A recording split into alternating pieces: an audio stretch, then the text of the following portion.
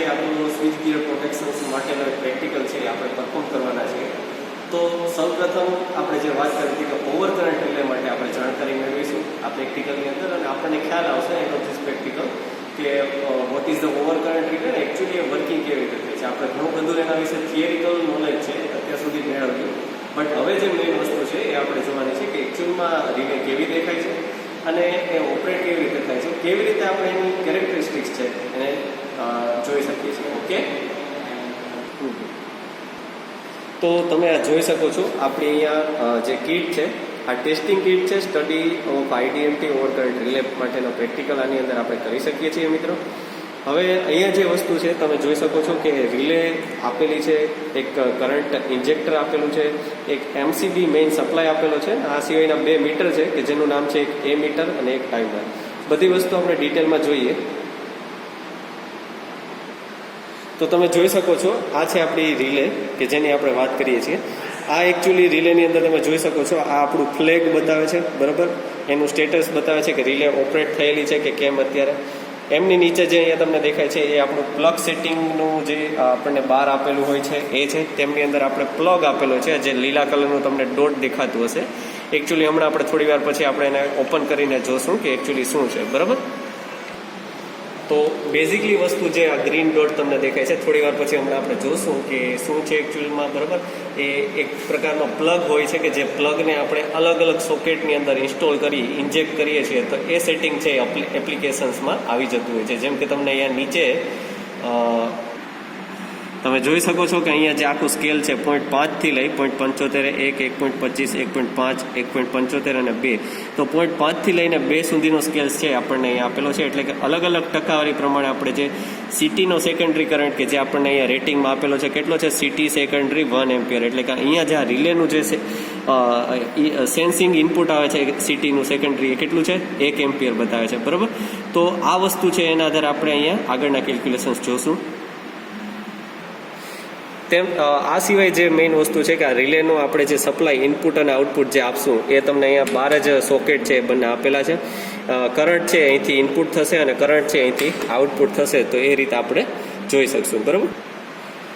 આ સિવાય જે મેઇન વસ્તુ છે કે સોર્સ જેને કહી શકીએ, તો અહીંયા સોર્સ તરીકે આપણે એક કરંટ ઇન્જેક્ટર રાખેલું છે અને તમે જોઈ શકો છો કે એમની અંદર એક વેરિયેબલ કરંટ ઇન્જેક્ટર છે. એટલે કે 0 થી લઈને હાયર સ્કેલ સુધીમાં આપણે કરંટની વેલ્યુ છે એ વેરી કરી શકીશું, બરાબર. તો અહીંયા જે છે એ અહીંયા તમને હાયર સ્કેલ બતાવે છે ને એને તમે લો કરતાં 0 સુધી પણ લઈ જઈ શકો છો. આ વસ્તુ ખૂબ જ ઉપયોગી છે કારણ કે એની મદદથી આપણે કરંટ છે એ ફોલ્ટ કરંટ સુધી પહોંચાડવો કે કેમ એ આપણે નક્કી કરી શકશું. એ સિવાયની મેઇન વસ્તુ છે કે આ કરંટ ઇન્જેક્ટરનું જે ઇનપુટ આઉટપુટ છે આપણને અહીંથી જોવા મળે છે એના માટે પણ 2 સોકેટ છે આપણને આપેલા છે. એક કરંટનો ઇનપુટ પાથ આવે છે અને એનો રિટર્ન પાથ એ આપણને અહીંયા બાજુ.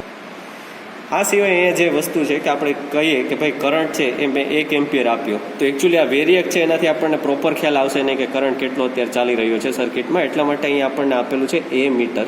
એ મીટર ઉપર તમને રીડિંગ છે એમ્પિયરની અંદર દર્શાવવામાં આવશે. એ રીડિંગ જોઈ અને તમને ખ્યાલ આવશે કે પિકઅપ કરંટ છે ટચ થયો કે કેમ, બરાબર. આ સિવાયની બીજી વસ્તુ છે કે આપણો સ્ટાર્ટિંગ થાય છે એટલે કે જ્યારથી તમે સપ્લાય આપો છો સર્કિટમાં એ સપ્લાય આપ્યાની સાથે ટાઈમ તમારો છે કાઉન્ટ થવાનો શરૂ થશે આ ટાઈમરની અંદર, ને જ્યારે ફોલ્ટ આવશે, બરાબર, ત્યારે અહીંયા ટાઈમર છે સ્ટોપ થઈ જશે. એટલે તમને ખ્યાલ આવશે કે પિકઅપ કરંટ પછીનો જે ટાઈમ છે તમે ધારો કે સેટ કર્યો છે તો કેટલી વારમાં રિલે છે એ ઓપરેટ થાય છે.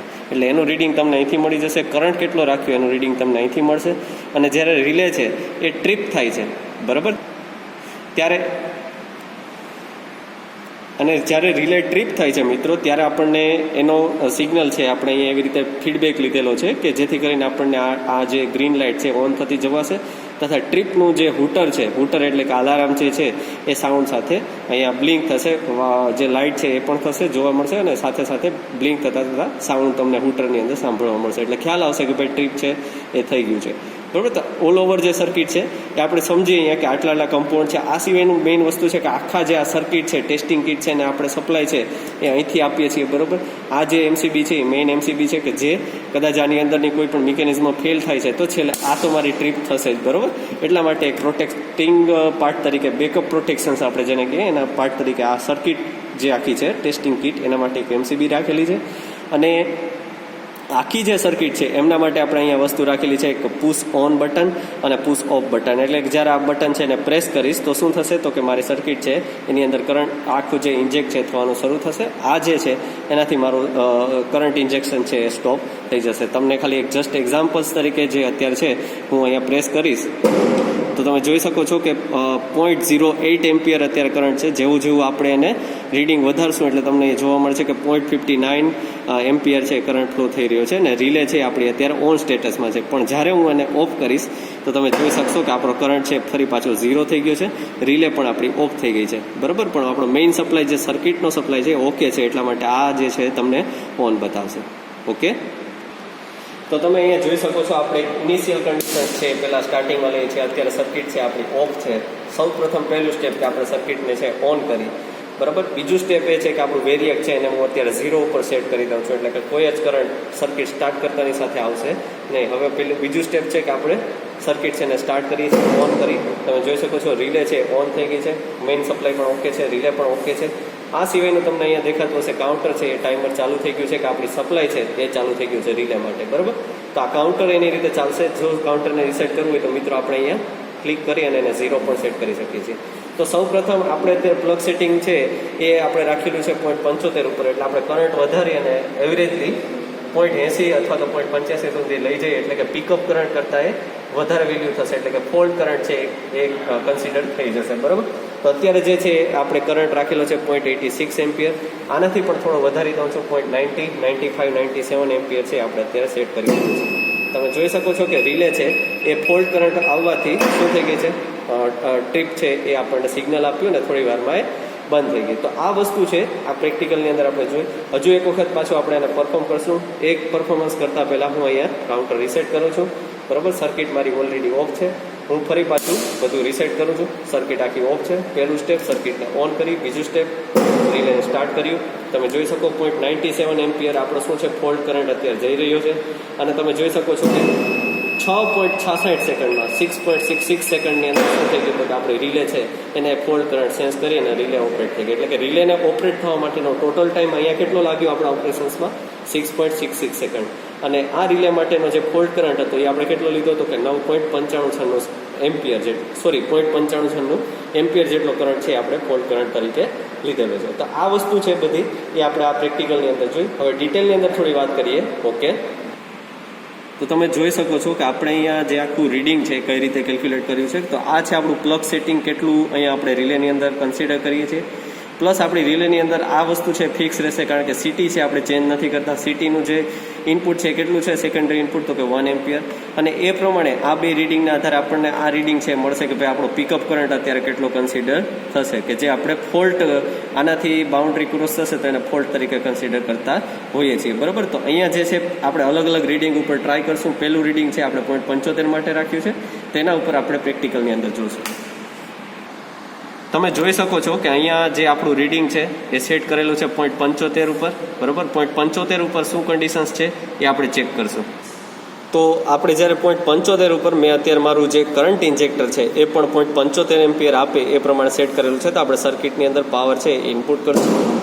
તમે જોઈ શકો છો કે 0.75 જેટલું આપણું રેટિંગ છે અત્યારે ચાલી રહ્યું છે.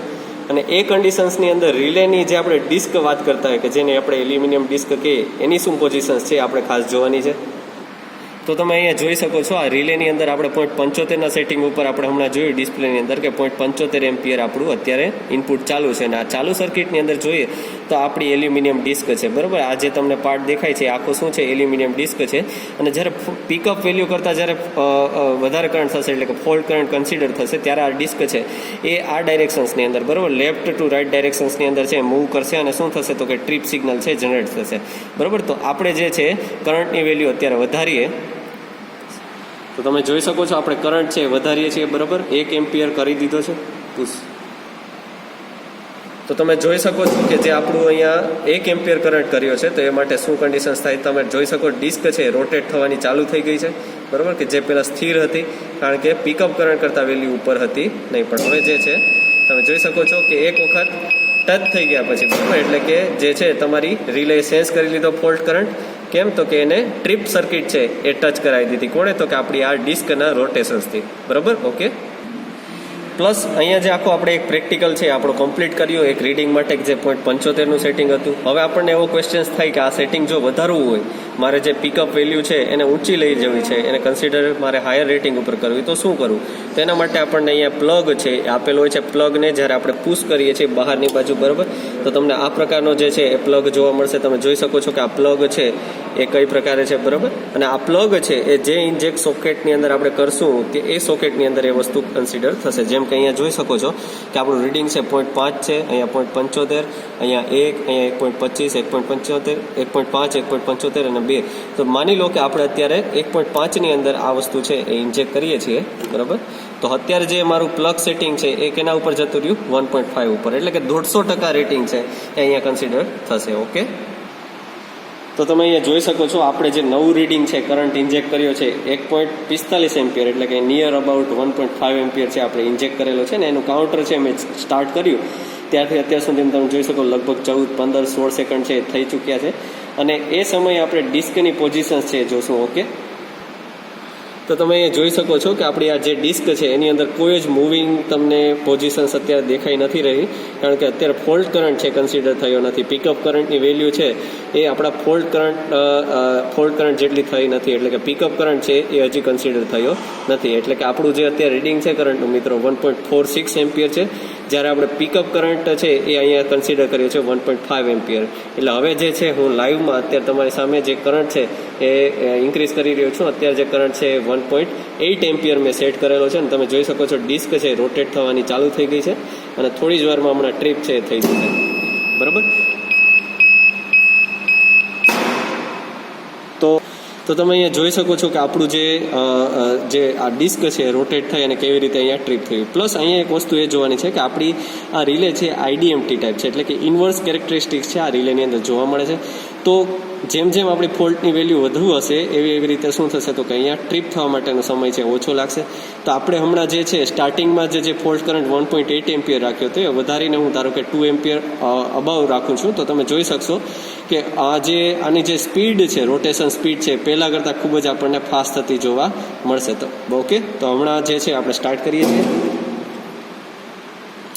તમે જોયું કે કેવું તરત જ જે આપણું સ્ટાર્ટ કરતા સાથે જે છે ડિસ્ક તરત રોટેટ કરી ગયા, બરાબર. તો હવે જે આ વસ્તુ છે આપણે પાછું ફરી એક વખત એને લો રેટિંગ ઉપર પરફોર્મ કરાવીને જોશું કે કેવી રીતે એ વસ્તુ પરફોર્મ થાય છે. આપણી રિલે છે સ્ટાર્ટ થઈ ગઈ છે, અત્યારે રેટિંગ છે 1.42 એમ્પિયર અને થોડું વધારતા જશું. અત્યારે 1.7 એમ્પિયર છે. તમે જોઈ શકો છો કે ખૂબ જ ધીરે છે એ ફરી રહી છે, બરાબર. હું પાછું એને પિકઅપ કરતાં નીચા રેટિંગે લાવું છું તો ફરી એની મૂળ સ્થિતિમાં આવશે, પણ હવે એકાએક એનો કરંટ છે 2 એમ્પિયર કરતાં વધારી દીધો છે, બરાબર. તો એવા કેસની અંદર જોઈ શકો છો કે રિલે છે આપણી ટ્રીપ થઈ ગઈ. ઓકે, તો આ જે વસ્તુ છે આપણો અહીંયા આખો પ્રેક્ટિકલ છે એ કમ્પ્લીટ થાય છે. તો મિત્રો આજે આખું આ પ્રેક્ટિકલ છે આપણો પરફોર્મ થઈ ગયો છે, કમ્પ્લીટ કહેવાય. હવે અહીંયા જે વસ્તુ છે આપણે અલગ અલગ રીડિંગ આ પ્રમાણે અહીંયા ટેસ્ટિંગ કરી શકીએ છીએ અને એના ઉપરથી આપણો જે કન્સેપ્ટ છે રિલે ઓપરેટ થવા માટેનો, રિલેને ઓપરેટ થવા માટે લાગતો સમય, રિલેનો પ્લગ સેટિંગ, રિલે ક્યારે ઓપરેટ થાય એની ઇન્વર્સ કેરેક્ટરિસ્ટિક્સ, આ બધી જ વસ્તુ છે આ પ્રેક્ટિકલ થ્રુ આપણે જોઈ ગયા. તો અહીંયા આપણે અલગ અલગ રેટિંગ ક્યાં પરફોર્મ કરીએ તો કે 0.75નું કર્યું કે જે આપણું પિકઅપ છે એ 0.75 કરતાં ઉપર ગયો જ્યારે કરંટ, એટલે કે એને ફોલ્ટ કરંટ તરીકે કન્સિડર કર્યો અને ત્યારે રિલે છે આપણી ઓપરેટ થઈ. પછી બીજું જે આપણે રીડિંગ હતું અહીંયા થયું 1.5નું, બરાબર. આ સિવાય તમે 1 પર પણ આ રીતે પ્રેક્ટિકલ કરી શકો છો, 1.75 પર પણ કરી શકો છો, 2 પર પણ કરી શકો છો. તો આ જે બધા છે એ અલગ અલગ રીડિંગ નીકળીને આવે છે. આ સિવાયનું મેઇન જે અહીંયા ઇક્વેશન્સ છે એ આપણે અહીંયા આવી રીતે ગણતા હોઈએ છીએ કે આ પિકઅપ જે કરંટ તમે લખો છો એ પિકઅપ કરંટ કેવી રીતે મેળવશું તો કે પ્લગ સેટિંગ મલ્ટીપ્લાય ગુણ્યા સિટીનો જે રેટેડ સેકન્ડરી કરંટ છે એની સાથે મલ્ટીપ્લિકેશન્સ કરશું એટલે તમને મળશે પિકઅપ કરંટ. તો આ સાથે આપણો આ જે પ્રેક્ટિકલ છે અહીંયા કમ્પ્લીટ થાય છે.